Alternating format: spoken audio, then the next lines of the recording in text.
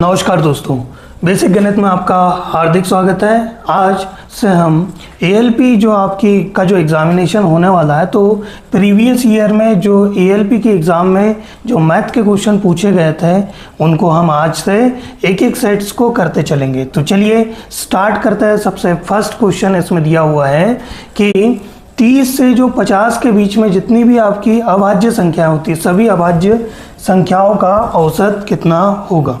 तो इस क्वेश्चन को हम करेंगे। तो सबसे पहले देखिएगा 30 से 50 तक कितनी अभाज्य संख्याएं होती है। तो क्या होगी, 31 आपकी अभाज्य संख्या होगी, उसी के बाद 37 आपकी अभाज्य संख्या होगी, फिर 41 होगी, फिर 43 हो जाएगी और 47 होगी। अब इसका औसत बोला है, तो ये कितनी अभाज्य संख्याएं हैं, 1 2 3 4 और 5 अभाज्य संख्याएं। तो इसमें भाग दे देंगे 5 का। तो इनका सम करिएगा। जैसे सम करेंगे तो इन दोनों को जोड़ के देखेंगे तो कितना आ जाएगा, 80 आ जाएगा। इन दोनों को सम किया तो 72 72 आ जाएगा। 72 और 80 कितना हो जाएगा, 2 152 हो गया। प्लस इसमें 47 कर दीजिए, कितना आ जाएगा, 9 और या 5 और 7 और 2 9 और ये हो जाएगा 19। तो 199 में हमको किसका भाग देना पड़ेगा, 5 का भाग देना पड़ेगा। तो 199 में जैसे ही आप 5 का भाग दोगे आपका आंसर आ जाएगा 39.8। इसी के बाद सेकंड क्वेश्चन को हम देखते हैं। इसमें बोला गया है निम्नलिखित में से 4 से पूर्णतः विभाजित कौन सी संख्या है। तो 4 की विभाजिता का हमारा नियम होता था कि लास्ट के 2 डिजिट को देखेंगे, जिसमें भी 2 डिजिट में अगर 4 का भाग चल जाए तो वो पूर्ण संख्या में 4 का भाग चल जाएगा। तो यहाँ आप देखिए 54 में भाग जाएगा क्या, नहीं जाएगा। 34 में भी नहीं जाएगा, नहीं 42 में जाएगा, या 24 में जाएगा। तो आपका बी वाला ऑप्शन करेक्ट हो जाएगा। अब तीसरे क्वेश्चन पे आ जाते हैं। इसमें देखिएगा बोला गया है कि 84, 105 और 140 का एलसीएम निकालना है। तो चलिए एलसीएम निकालते हैं। तो 84, 105 और 140 का एलसीएम निकालेंगे। सबसे छोटी अभाज्य संख्या का भाग दिया जाता है सबसे पहले, तो 42, 105 और 140 हो जाए, 40 का आधा 70 हो जाएगा। ठीक, इसी के बाद 2 का भाग देंगे, यहाँ पे 21 आ जाएगा, यहाँ 105 आएगा और यहाँ पे 35 आ जाएगा। फिर 2 का भाग नहीं जाएगा तो उससे बड़ी अभाज्य संख्या 3 होगी, तो उसका भाग दीजिए। 7 बार जाएगा, यहाँ पे भाग दिया जाएगा तो 35 बार, और 35 में भाग जाता नहीं है। अब 3 का भी भाग नहीं जाएगा, तो इससे बड़ी अभाज्य संख्या 5, तो 7 में नहीं जाएगा। 35 में 7 बार और इसमें भी 35 में 7 बार। फिर लास्ट में 7 का भाग दे देंगे, 7 का एक एक बार में चल जाएगा। तो आपका एलसीएम जो बन जाएगा वो हो जाएगा 2 गुना 2 गुना 3 गुना 5 गुना 7। अब 2 और 5 की जोड़ी बना देंगे तो उससे क्या हो जाता है, उनका मल्टीप्लिकेशन 10 हो जाता है। उसके अलावा जो संख्या है उनका मल्टीप्लाई करिएगा। 7 का गुना 3 से 21 और 21 गुना 2 42 और 42 में 10 का गुना करेंगे तो 220 या 420 हो जाएगा। ठीक, तो यहाँ पे थर्ड क्वेश्चन अपना कंप्लीट होगा। इसके बाद आते हैं फोर्थ क्वेश्चन पे। फोर्थ क्वेश्चन में बोला है 8 की 3 क्रमागत गुणजों का योग कितना है, 2424 है। तो बड़ा गुणज क्या होगा। तो देखिएगा पहला गुणज हम मान लेते हैं a-8, दूसरा गुणज a मान लेंगे और तीसरा a+8 हो जाएगा। और इन तीनों का जो सम होगा वो कितना बताया इन्होंने, 2424। ठीक, तो इन सभी को जोड़ा जाए तो ये -8 से +8 कट जाएगा, तो ये कितना होगा, a Guna a Guna a 3a बराबर से 24। तो a की वैल्यू आपकी कितनी आ जाएगी, 24 में हम 3 का भाग दे देंगे तो 808 आ जाएगी। क्योंकि सबसे बड़ा गुणज बोला है तो सबसे बड़ा गुणज क्या था, a+8 था और a की वैल्यू 808 थी। 808 में 8 जोड़ दिया जाए तो 816 आ जाएगा। तो इस तरीके से ये क्वेश्चन भी आपका सॉल्व हो जाएगा। चलिए नेक्स्ट क्वेश्चन को देखते हैं। इस क्वेश्चन में दिया है यदि 18:24 समानुपात 24 अनुपात y दिया हो तो y का मान निकालना है। तो इस क्वेश्चन में देखिएगा, जब भी आपको अनुपात दिया जाएगा तो उसका मतलब भागित का या बटे का चिन्ह, और समानुपात का मतलब बराबर का चिन्ह होता है। तो 24 बटे y हो जाएगा। फिर y का पक्षांतर कर देंगे तो क्या आ जाएगा, y इक्वल टू 24 गुना 24 और बटे में आ जाएगा आपका 18। फिर 6 का भाग दोनों में देंगे, 6 तिया 18 और यहाँ 6 चौक 24 और 3 एकम 3 और ये 3 का 8 बार भाग जाएगा 24 में। अब इन दोनों का गुना कर दीजिएगा 4 का 8 से, तो कितना 32 आपका आंसर होगा। इसके बाद नेक्स्ट क्वेश्चन को देखिएगा। इसमें आपको बोला गया है एक व्यक्ति ने एक वस्तु को 247.5 में 12.5% के लाभ पर बेची है।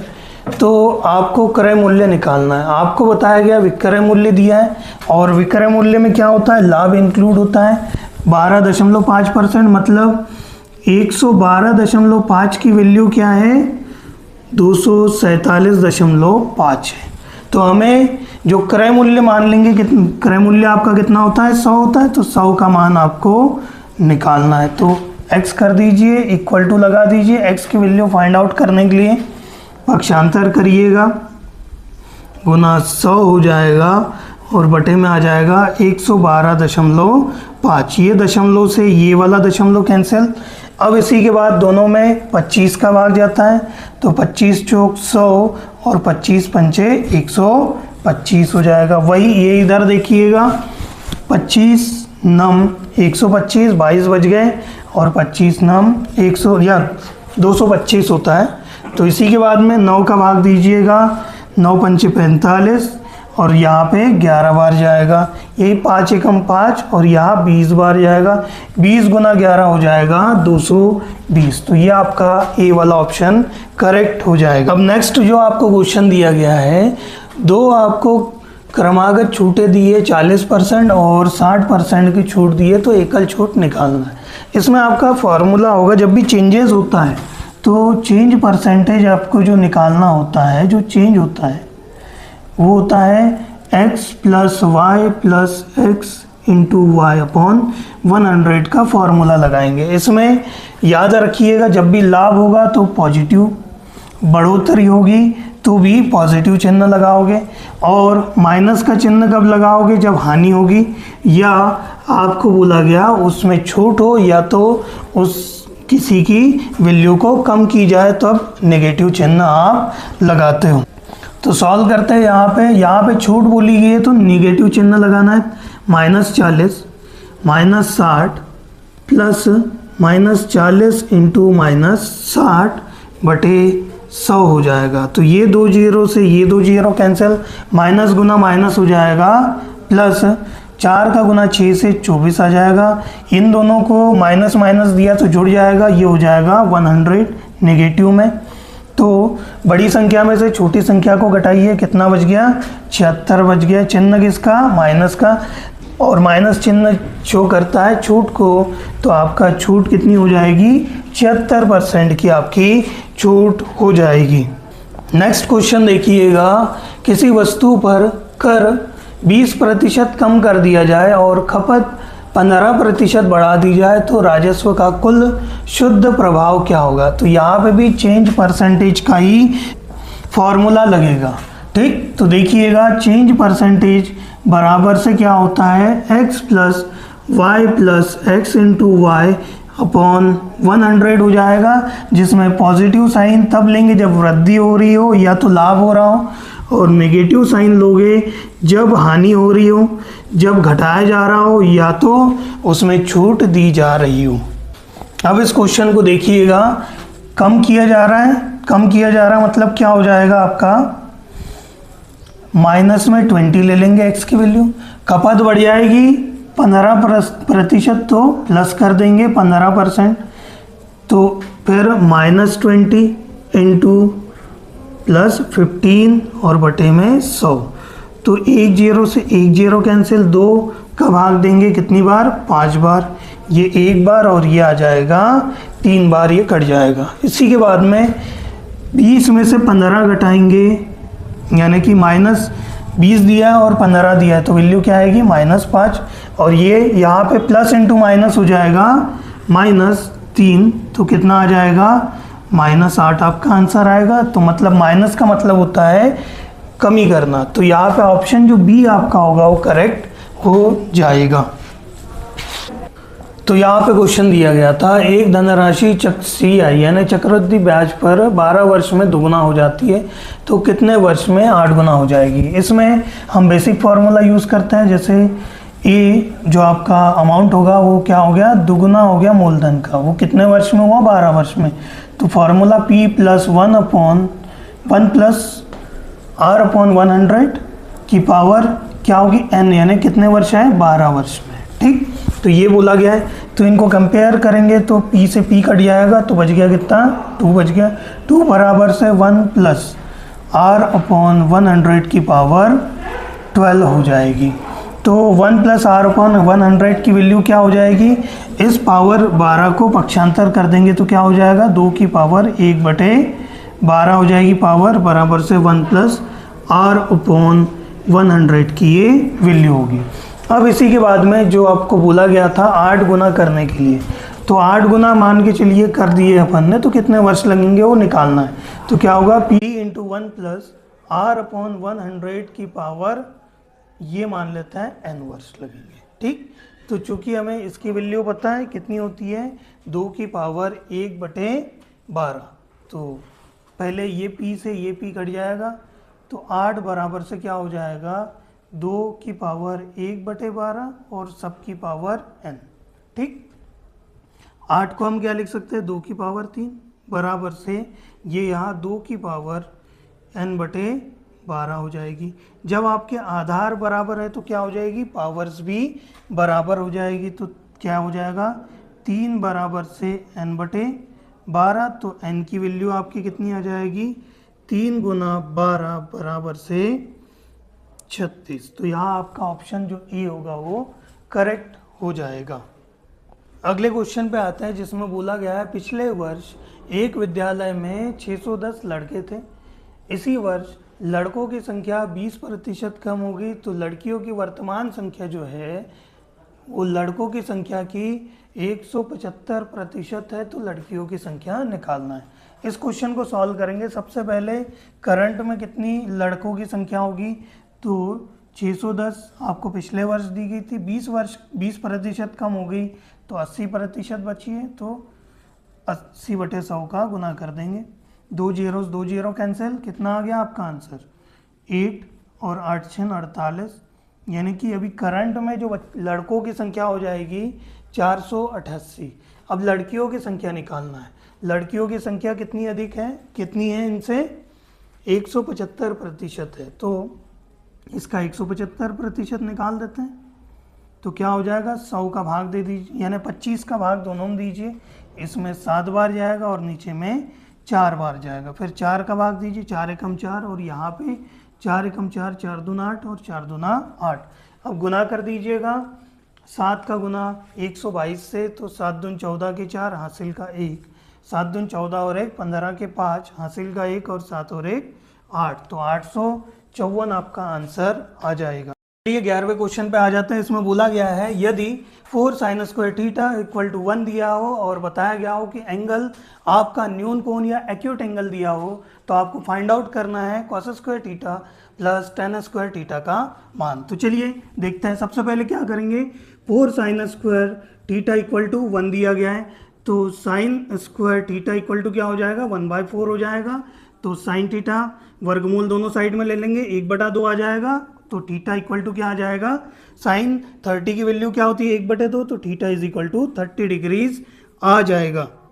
इसी के बाद हमको वैल्यू फाइंड आउट करनी थी cos² θ + tan² θ की। चूंकि थीटा की वैल्यू कितनी आ चुकी थी, 30 आ चुकी। वैल्यू पुट करिएगा, cos² कोष्टक में 30 डिग्री प्लस tan² जो थीटा की वैल्यू 30 डिग्री पुट कीजिए, तो tan 30 या cos 30 की जो वैल्यू होती है क्या होती है, वर्गमूल में 3/2 होती है, तो उसका वर्ग कर देंगे। वही tan 30 की वैल्यू कितनी होती है, वर्ग 1/वर्गमूल में 3 होती है, तो इसका भी स्क्वायर कर देंगे, वर्ग कर देंगे तो क्या आ जाएगा, यहाँ पे वर्ग करिएगा स्टार्टिंग में तो क्या आ जाएगा 3/4, वही इधर में करोगे तो 1/3 आ जाएगा।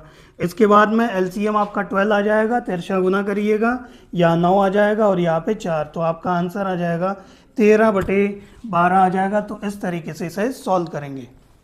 चलिए नेक्स्ट क्वेश्चन पे आता है। इसमें दिया हुआ है P/Q की power 2m+2 equal to Q/P की पावर n या 9 - nm दिया हुआ है। आप देख पा रहे होगे यहाँ पे इनके जो बेस दिए हुए हैं, जो आधार दिए हुए हैं, ये क्या है, इक्वल है क्या, नहीं है। इन्हें सबसे पहले हमें इक्वल बनाना होगा। इक्वल बनाने के लिए यहाँ P/Q दिया है और यहाँ पे Q/P दिया है, तो Q/P को P/Q करने के लिए इसकी पावर को नेगेटिव करना होगा। तो क्या हो जाएगा, जैसे Q/P की पावर 9 - m दिया है, तो इसी को हम क्या लिख सकते हैं, P/Q की पावर -1 और उसी की पावर 9 - m हो जाएगी। क्योंकि हमें पता है कि पावर की अगर पावर हो तो क्या हो जाता है, पावर्स का मल्टीप्लिकेशन हो जाएगा। तो P/Q कर देंगे और उसकी माइनस का गुना करेंगे, -1 का गुना 9 से करेंगे तो -9, और माइनस का गुना माइनस से करेंगे तो प्लस आएगा, और 1 का गुना m से करेंगे तो m आ जाएगा। इसी के बाद इसको हम दोनों को कंपेयर करेंगे, तो देखिएगा दोनों अगर आधार बराबर है तो क्या हो जाएगी, इनकी पावर्स भी क्या हो जाएगी, इक्वल हो जाएगी। तो क्या हो जाएगा, 2m+2 इक्वल टू हो जाएगा -9 + m हो जाएगा। अब इसी के बाद में m का पक्षांतर कर दीजिएगा, तो 2m और ये प्लस था इधर में माइनस हो जाएगा, वही इधर में 9 है और इधर से 2 आ जाएगा तो -2 हो जाएगा। अब 2m - m करेंगे तो m आ जाएगा, और -9 और -2 कितना हो जाएगा, -11। तो आपका बी वाला ऑप्शन करेक्ट हो जाएगा। चलिए इस क्वेश्चन को देखिएगा। इसमें सिंप्लीफाई करने को बोला गया है 2z - 5y का whole square plus 5z + 2y का होल स्क्वायर -25z²। ये आपको क्वेश्चन दिया गया था। इसे सॉल्व करने के लिए a - b का होल स्क्वायर का फॉर्मूला और a + b का होल स्क्वायर का फॉर्मूला लगेगा। तो पहले सिंप्लीफाई करते हैं, तो क्या हो जाएगा, 4z² - 20yz प्लस 25y² हो जाएगा, और इसे सिंप्लीफाई करेंगे तो 25z² plus 20yz plus 4y² और माइनस कितना हो जाएगा, 25z² आपको दिया गया है। अब आप यहाँ देख पा रहे होंगे कि चीज़ों को समझिएगा, यहाँ प्लस में 25z² दिया और यहाँ माइनस में, तो आपस में कट जाएंगे। वही यहाँ -20yz दिया है और यहाँ पे प्लस में 20yz दिया है, तो ये आपस में कट जाएंगे। इसके बाद में y² के जो दो टर्म्स हैं उनको देखिए, 25 दिया और यहाँ पे 4 दिया है, तो 25 और 4 29 हो जाएगा, तो 29y² और जो बचा है 4z² प्लस में 4z² बचा हुआ था, तो ये आपका सी ऑप्शन करेक्ट हो जाएगा। तो देखिएगा नेक्स्ट क्वेश्चन आपको दिया गया है, एक आयत की भुजाएं 8:10 के अनुपात में है और आपको बताया गया है कि परिमाप कितना दिया है, 90 सेंटीमीटर दिया हुआ है, तो आयत का क्षेत्रफल हमें निकालना है। तो इस क्वेश्चन को सॉल्व करने के लिए हम क्या करेंगे, सबसे पहले भुजाओं को क्या मान लेंगे, 8x और 10x मान लेंगे। ठीक, इसी के बाद में परिमाप क्या होता है आपका, 2 गुना लंबाई प्लस चौड़ाई हो जाएगा परिमाप। तो और परिमाप दिया है 90, तो लंबाई और चौड़ाई 8x और 10x दिए, वो पुट कर दीजिए, तो क्या होगा 2 × 8x plus 10x equal to 90 हो जाएगा। तो 2 × अंदर का जोड़िएगा 18x हो गया बराबर से 90, तो x की वैल्यू आपकी कितनी निकल जाएगी, 90/2 × 18, तो 18 × 18 और 18 × 5 90 हो जाएगा। तो x की वैल्यू आ गई आपकी 5/2 आ जाएगी। फिर इसके बाद में हम अलग अलग भुजाओं को देख लेते हैं, तो 8x दिया है, तो मतलब क्या हो जाएगा, 8 गुना 5/2, तो क्या हो जाएगा, 2 से ये 4 बार कट जाएगा, तो आ जाएगा 20, और वही 10x दिया हुआ है तो क्या हो जाएगा 10 गुना 5/2, 2 से 1 कट जाएगा 5 बार, 25 आ जाएगा। लंबाई और चौड़ाई 20 और 25 आ चुकी है, तो आपका क्षेत्रफल जो होगा लंबाई गुना चौड़ाई होता है, तो 20 × 25 इक्वल टू कितना हो जाएगा 500 हो जाएगा। तो आपका ऑप्शन डी वाला करेक्ट हो जाएगा।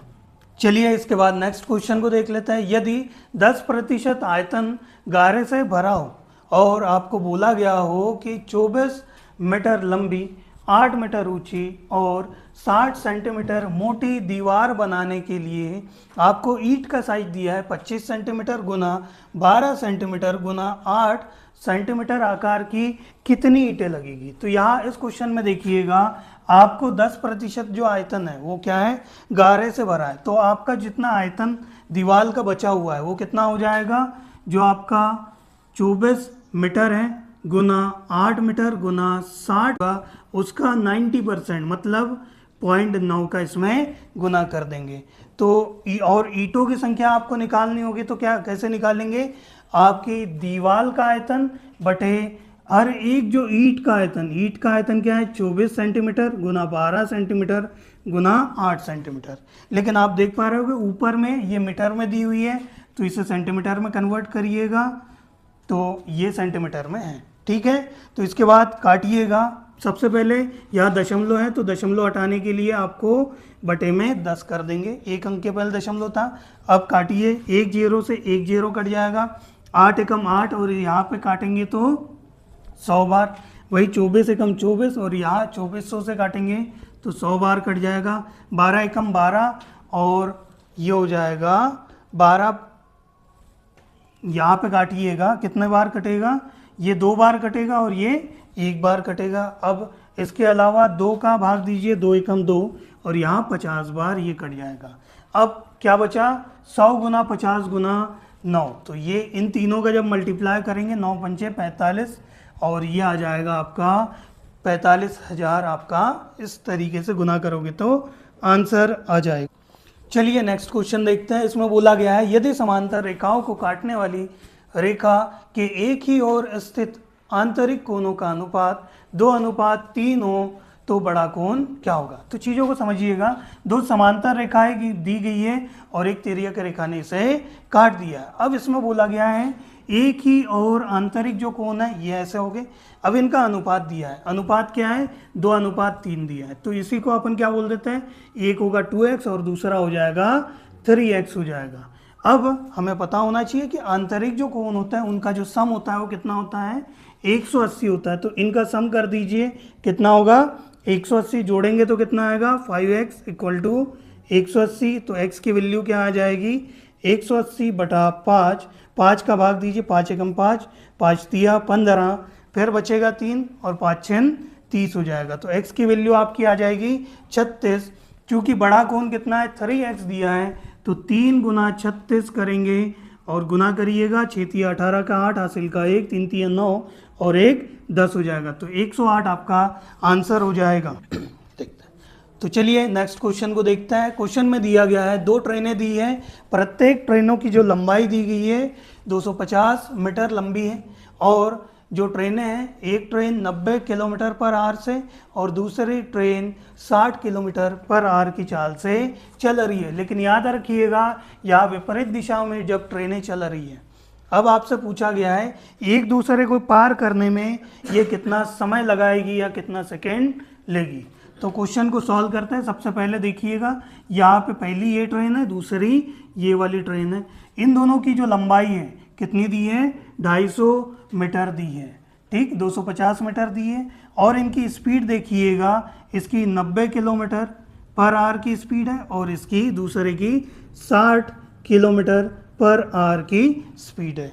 तो इसको सॉल्व करने के लिए सबसे पहले रिलेटिव स्पीड क्या होगी, जब विपरीत दिशाओं में ट्रेनें चलती हैं तो रिलेटिव स्पीड क्या हो जाएगी जुड़ जाती है। तो कितनी हो जाएगी यहाँ पे 90 और 60 150 किलोमीटर पर आवर हो जाएगी। इसके बाद हम देखते हैं इसे किलोमीटर पर आवर को मीटर पर सेकंड में कन्वर्ट करते हैं तो क्या हो जाएगा, मीटर में पर सेकंड में कन्वर्ट करने के लिए 5 का गुना करना पड़ता है और 18 का भाग देना होता है, तो क्या हो जाएगा, मीटर पर सेकंड में कन्वर्ट हो जाएगी। तो ये आपकी क्या हो जाएगी, ये इसकी रिलेटिव वेलोसिटी हो जाएगी या चाल हो जाएगी दोनों ट्रेनों की। अब इसी के बाद आपको टोटल डिस्टेंस कितनी कवर करनी है, ये 250 और दूसरी भी 250, तो टोटल डिस्टेंस कवर करनी है आपको 500 मीटर की। और आपको जो चाल दी गई है वो कितनी है, 150 गुना 5/18 मीटर पर सेकेंड। और यहाँ पे क्या है, ये मीटर है, हमको क्या में निकालना था, समय या टाइम t निकालना है। तो ये मीटर से मीटर कैंसिल, सेकेंड ऊपर चल जाएगा। अब देखिएगा ये 18 नीचे में दिया है, ये इसको हम ऊपर भेज देते हैं। इसके बाद काटना स्टार्ट करिएगा, 5 एकम 5, ये यहाँ पे काटेंगे कितनी बार, 100 बार कट जाएगा। वही 100 में 50 का भाग देंगे 2 बार और 150 में 50 का भाग देंगे 3 बार।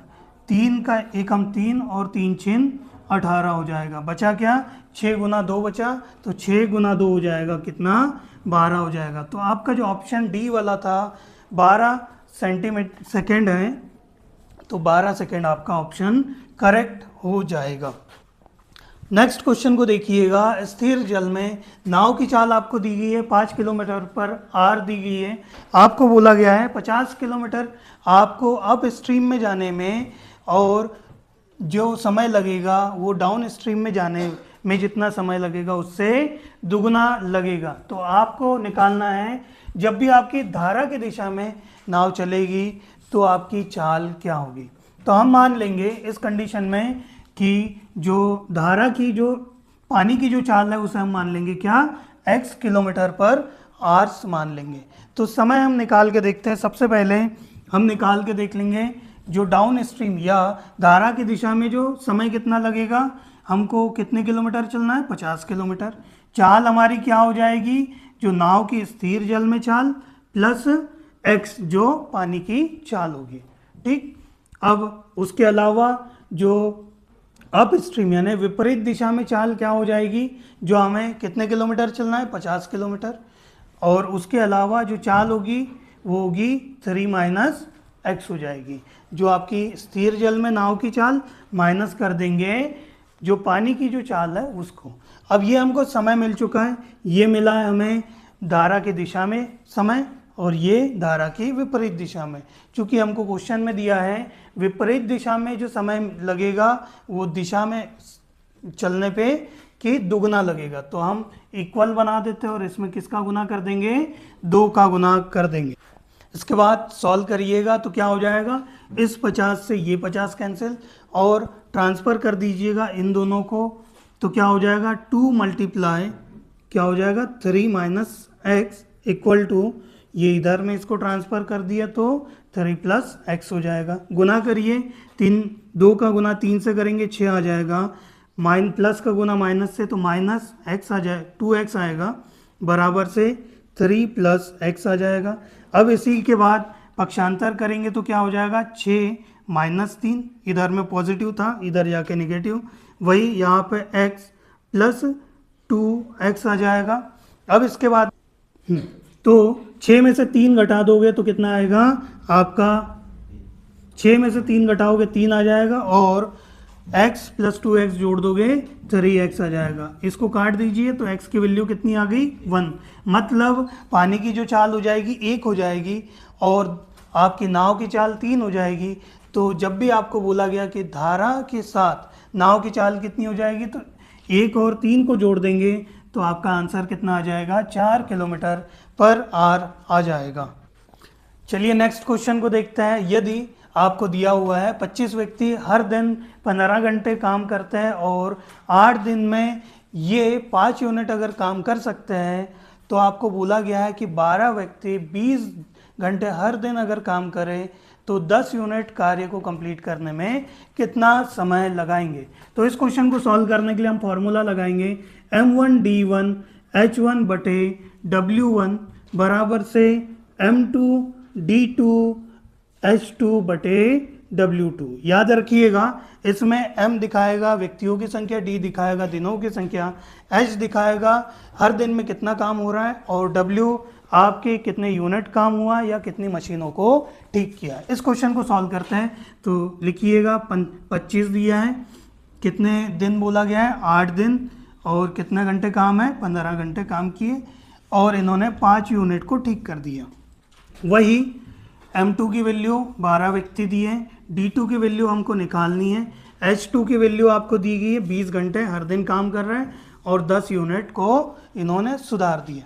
तो इस क्वेश्चन को सॉल्व करते हैं। तो सॉल्व करने के लिए हम D2 की वैल्यू निकालना है, तो D2 को छोड़ के जितनी भी वैल्यूज़ हैं उनको पक्षांतर या ट्रांसफ़र कर देंगे। तो 25 गुना 8 गुना 15 बटे 5 था, ट्रांसफ़र किया तो यहाँ गुना में 10 आएगा और बटे में 12 गुना 20 आ जाएगा। 1 0 से 1 0 कैंसिल, 2 एकम 2, 2 चौक 8 हो जाएगा, 4 एकम 4 और 4 तिया 12 हो जाएगा, 3 एकम 3, 3 पाँची 15, 5 एकम 5, 5 एकम 5, बचा कितना आपका 25। तो आपका आंसर आ जाएगा 25 दिन आ जाएगा। चलिए नेक्स्ट क्वेश्चन को देख लेते हैं। इसमें बोला गया है एक क्लास है, उसमें जो बच्चों का औसत मार्क्स दिया है 80 मार्क्स दिए, इसमें से कुछ 5 बच्चों को छोड़ दिया जाए, 5 बच्चे जिनके 40 का एवरेज है उनको छोड़ दिया जाए। तो आपको बोला गया कि शेष बच्चों का जो औसत हो जाएगा 90 का रह जाएगा। तो प्रारंभ में टोटल कितने बच्चे हैं उनकी संख्या निकालनी है। इस क्वेश्चन को सॉल्व करने के लिए हम मान लेंगे जो टोटल बच्चे हैं x है। तो इसे सॉल्व कैसे किया जाएगा, जो टोटल बच्चों का के मार्क्स कितने हो जाएंगे 80 गुना x, चूँकि 80 क्या था सभी का औसत था, बराबर से हम क्या बोल देंगे, जो 5 बच्चों के औसत कितने दिए हैं 40 दिया है, तो 40 में हम 5 का गुना कर देंगे। वही फिर इन 5 बच्चों को छोड़ दिए जाए तो उनके अलावा जितने बच्चे हैं उनका औसत है 90 का, तो 90 में गुना कर देंगे। x टोटल बच्चे थे उसमें से 5 को हम घटा देंगे। सॉल्व करते हैं, 80x बराबर से 40 गुना 5 200 बराबर से 90x माइनस कितना हो जाएगा 450 हो जाएगा। इसके बाद में यहाँ x लगा देंगे। अब इसके बाद में और सॉल्व करते हैं, तो यह आ गया 80x बराबर से 90x, और बड़ी संख्या में से छोटी संख्या घटाएंगे और चिन्ह बड़ी संख्या का, तो आ जाएगा 250 आ जाएगा। अब माइनस 250 को ट्रांसफ़र कर देंगे तो ये पॉजिटिव में आ जाएगा 250 बराबर से 90x, और ये इधर में माइनस 80x हो जाएगा। घटाएंगे कितना आ जाएगा 10x आ जाएगा।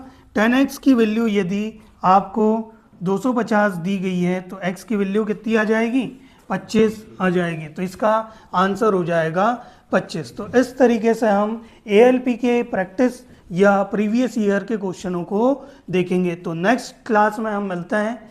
चलिए ठीक है, धन्यवाद।